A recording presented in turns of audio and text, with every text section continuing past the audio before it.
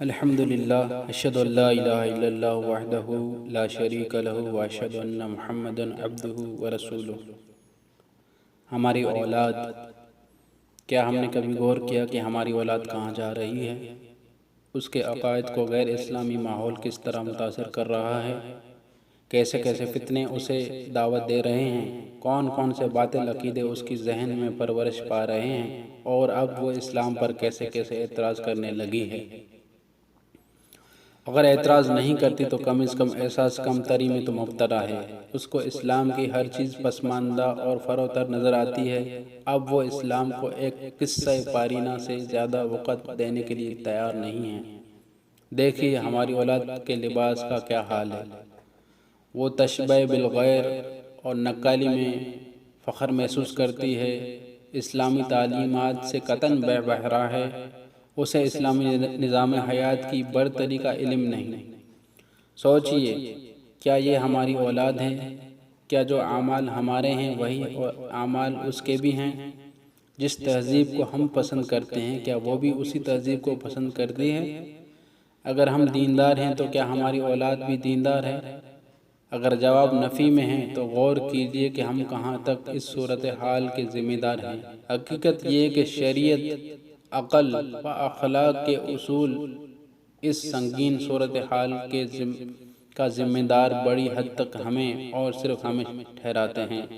یاد رکھیے، ہم اللہ تعالیٰ کے فرمان اعوذ باللہ السمیع العلیم من الشیطان الرجیم من حمزہ ونفخہ ونفثہ قوا انفسکم واہلیکم نارا، اپنی جانوں کو، اپنے اہل و عیال کو دوزخ سے بچاؤ کی خلاف ورزی کے مرتکب ہیں۔ کیا ہمیں اس فرمان کی خلاف ورزی کے نتائج کا خوف ہے؟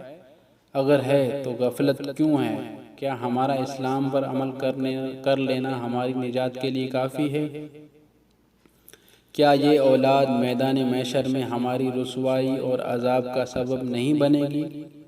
کیا ہم نے کبھی اس صورتحال پر غور کیا؟ اگر غور نہیں کیا تو اب کرنا چاہیے۔ اگر ہم اسلام پر عمل کرتے ہیں تو اپنی اولاد سے بھی اسلام پر عمل کرائیں۔ ایسے ماحول، ایسی صحبت اور ایسے مدارس سے اسے بچائیں جو اس کے ایمان کو خراب کر دیں۔ مدارس کی ظاہری شان و شوکت سے دھوکہ نہ کھائیں، مادیت کی خاطر روحانیت کو برباد نہ کریں۔ یہ دنیا چند روزہ ہے، یہ مادی نعمتیں ایک دن ختم ہو جائیں گی۔ اچانک موت کا فرشتہ ہماری روح قبض کر لے گا، پھر ایک دن ہم اللہ تعالیٰ کے سامنے پیش کیے جائیں گے۔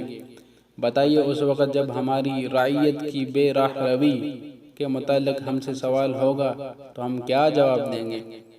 آئیے ہم سب عہد کریں، ہم اسلام کی روشنی میں اپنی اولاد کی تعلیم و تربیت کا خاطر خواہ اہتمام کریں اور اس کو صحیح معنوں میں مسلم بنانے کی پوری کوشش کریں گے انشاءاللہ۔ اقول قولی ھذا لی ولکم استغفر اللہ۔